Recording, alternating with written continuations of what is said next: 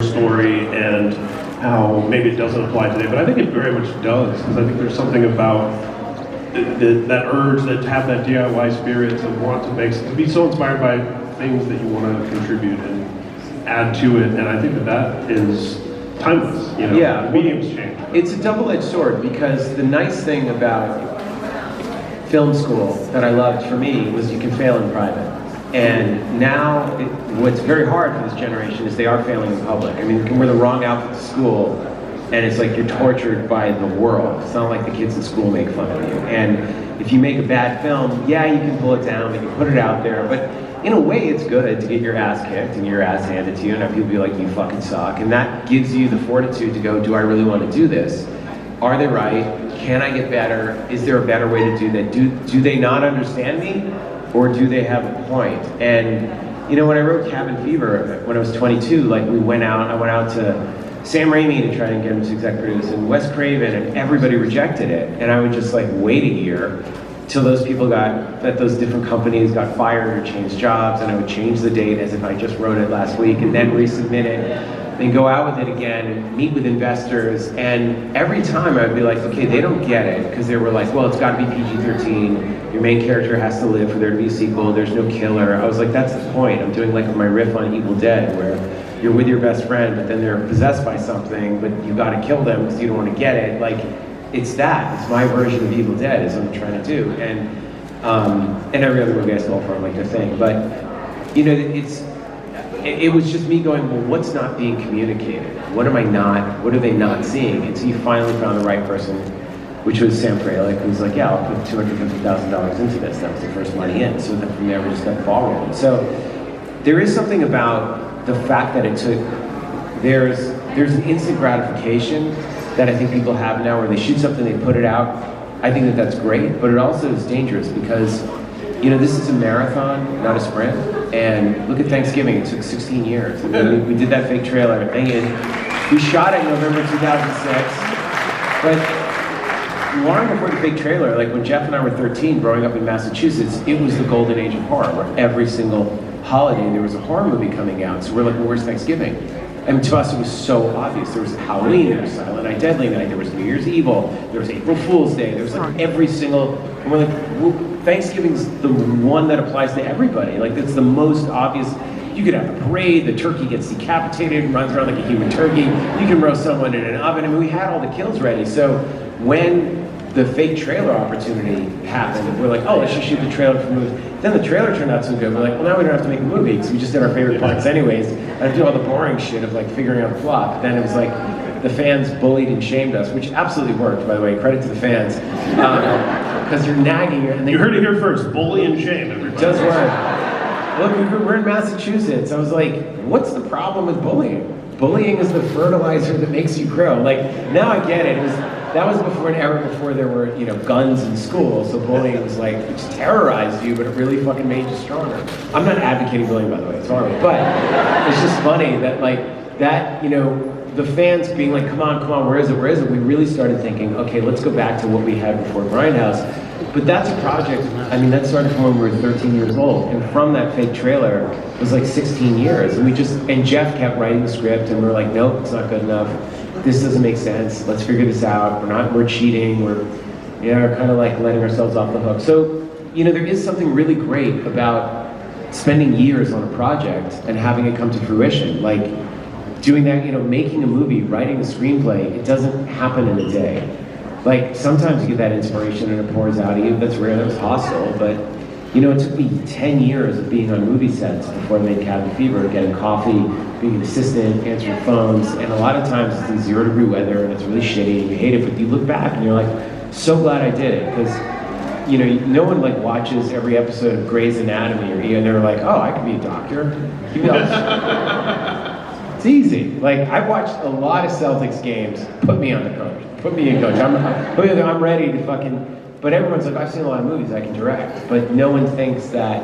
And some people can do it. But even Tarantino, he wasn't just working in a video store. He shot a movie called My Best Friend's Birthday that was his film school. He worked on sets. You got to get professional experience if you want to do it. So Look, I've been very lucky. You know, I think it got in at the right time, and I'm just happy that 20 years later, I'm still doing it. Love it. And I got a couple questions, and then we'll get some questions from all of you lovely people. You mentioned when we were talking about Cabin Fever, some of the various reasons why it was rejected, right? Where it's like, oh, it's got to be PG-13, you've got to have a final girl, you've got to have a killer. And I was very blessed to get invited to a very early sort of private screening before the movie was out. All of those things you mentioned were all the things that I told my friends about why the movie was great, right? And it's like, yeah, but this is a horror film, but like, this. And it's like, there's always the thing, right? Like, we have a couple of our friends who work in radio over here. How many bands are told, like, well, your song, that you got to get to the chorus by this part, and it's got to be this long, all this for me, yeah. And it's like, yeah, and then we're still hearing System of a Down and Tool on the radio, 24 years later. They didn't follow any of those rules. Those are like multi-platinum records. So. Right. Well, there's always that. I mean, you have to just know you're right. I mean, being a director and having a vision, you have to be insane. I say it's a faith-based system. You have to just fucking hope to God you're right. And I remember there's nothing to support that other than, well, I know. No, I know. I know. Like, you have to just, because it comes from you watching movies going, God, why do they all fucking end the same? Why does the nice guy over there? Why does that? So that's why with Cabin Fever, it was about setting you up to think you've had the whole movie figured out and completely subverting and fucking with the expectations. Like, the nice guy's not supposed to do that. The asshole's not supposed to do that. The funny friend isn't supposed to be that. Like, it was just about taking the formula, but it's like what Tarantino did with structure and time and Pulp Fiction. You have to understand it so well to break it. And with Thanksgiving, it's like we're following all of the rules of a holiday slasher film, but you have to know those rules in order to start breaking those rules, and then leading the audience to think that they've got it figured out, and then like, wait, what? So that's the fun of horror movies, but I studied this stuff. I try to watch every single horror movie ever. I mean, you'll never achieve it, but that's the goal. So, and I love it. So, I can't remember what your question was. Oh, I was just, and that's, anytime you can upend conventions like that, and a lot of times well, that was it, Cabin Fever. Yeah, I remember, and like the first test screening, we were the lowest testing movie in the history of Lionsgate. It scored a 19. You're supposed to get 100. And they paid money for it, and they're committed to put 12 million. It was going to be their biggest release ever on 2,000 screens. They've never done that before. And they were like, what the fuck? And I'm like, you guys, these people are unmarketed. You told them it was some David Lynch, since I work for David Lynch, like some David Lynch thing. You did it in Westwood with a bunch of snotty film students. Like, show it to some gorehounds. Tell them it's an old school splatter, throwback, Evil Dead kind of, kids in a cabin horror movie. And if they see the right trailer, and they did. And actually, it was Peter Jackson came in and said that, he saw it. I was at the Wellington Film Festival, and he was editing Return of the King, and some people from the production had seen it, and they're like, Peter wants to see the movie, so I got the print over to Weta, and he stopped production of Return of the King to screen the movie for everybody, and invited me to lunch. And I had lunch with him and Fran Walsh from Philip Boyens, and he's like, you made a Kevin movie. I can't do his voice. He's like, you made a Kevin movie. I thought you Americans were done with horror. Like, you did it. You brought it back. He's like, we loved it. We missed it. They're like, that was the most fun since Evil Dead. And I was like, oh my God, can I quote you on that? And Fran was like, so I remember Stephen King gave a quote to Evil Dead. That's why we rented it. It said, Stephen King's like the most terrifying film I've ever seen, Stephen King. And it wasn't a thing to get a quote from another director, but I mean, Return of the King, this is like in July or August, and Return of the King is coming out in December. So there's like the most anticipated movie in the world. Like 10 Oscar. 10 Oscar, like it's the biggest film in the world. And my movie's coming out in September, and Peter Jackson generously, he like emailed me these quotes, and I remember just forwarding it to Lionsgate, and they just went, oh my God. Like, and that changed it, because people sort of knew what to expect. I mean, they were set up, knew what they were set up. And then look, they, even Hostel they didn't want to release until Quentin, had been involved in, helping, kind of from the beginning. And he flirted with making it a Quentin Tarantino Presents. I was like, dude, if you're going to do it, now's the time, because they're going to dump this movie. They think it's too violent, it's too crazy. Because people were just like shocked. People were aghast at the gore, which I love. But people were like, what the fuck? My movies test low, because a lot of times they're saying, do you definite recommend? And they go, no. And you go, well, why not? And they're like, well, my friends don't like horror movies, or it's too gore. I'm like, that's good, that's a compliment. the best thing you can say about a horror movie is don't watch that. Like, no, wait a minute. That's like the highest praise, is I couldn't watch a movie. If you do your job with the music, the light, the sound, and then like if you really, really do it, people are watching it like that. Like nobody should be watching your movie. They should be watching the inside of their hands. Then of course, you know, and when you see it again and again, I always say the blood stains your eyes. Like the first time, it's like someone took a spritz and went, fuck, but you know, that's all you remember, those kills. But then you watch it again, and there's the jokes, and the music, the photography, and the humor. That's when you're, you know, I always see this list, and they're like, best in the decade. They're like, I went back and we rewatched The Ring. It's really not that scary. It's like, yeah, no shit, dipshit, because you've seen it 300 times. It's like a horror movie is only scary the very first time you see it. That's it. You get one shot at seeing a horror movie, and the circumstances matter. If you watch it on your phone, it won't be scary. If you watch it in a room with the lights on, with people talking, it's going to be scary. When you're in a dark theater and you don't know what the fuck is coming next, that is the only way to really get the full part of the movie. You can only get that one.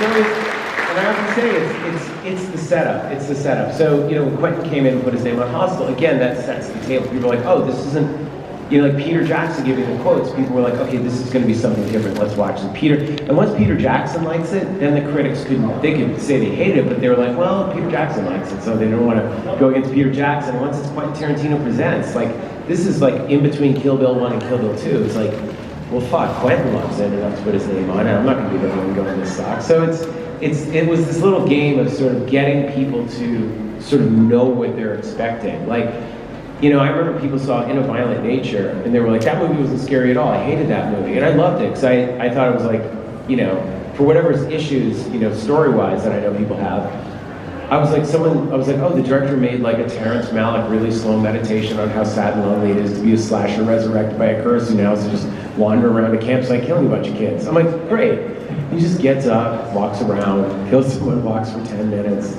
I was like, I loved it. I was like, oh yeah, this is really what it would be like to be Jason for 90 minutes. You're just watching him wander around. Nothing happens. Then he fucking brutally kills someone, and he's gonna wander and take the body. It's like, it's just crazy. I was like, this is hilarious. But other people, so it's the same movie, but someone was told this is a scary slasher film, and someone was told this is like a kind of weird experimental meditation on what it would be like to be Jason Voorhees. So it's often the marketing sort of determines the success of the movie, because if you're told something is, you know, it's like you're told you're getting the steak and you get chicken, and you're like, what the fuck is this? But if you were told you're gonna eat this amazing chicken, you're like, oh, it's great. So it is like working with the marketing teams to get it right. I don't know what the fuck, if anyone's interested in what I'm saying. No, I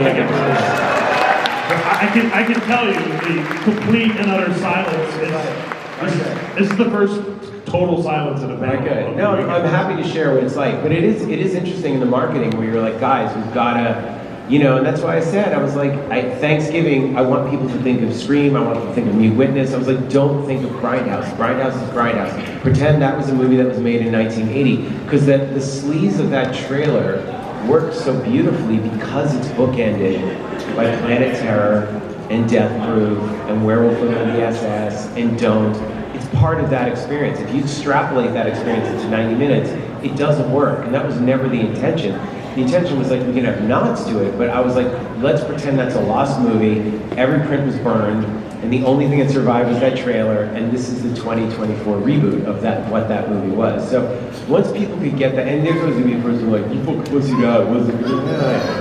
But I was like, the intention was always to launch a new slasher franchise. Like, this is a holiday slasher movie, but it's a serious, like, as My Bloody Valentine or April Fool's Day or whenever you saw those movies, they weren't a joke. Like, it's not a satire. It's not a satire, it's fun, and there's humor, but it's not a joke. It's not making fun of those movies. It's a love letter to those movies, but it's taken seriously as a movie. Like, there's characters and story and twists and scares and awesome kills, so that's what we tried to do. But it's really about setting up the experience for people.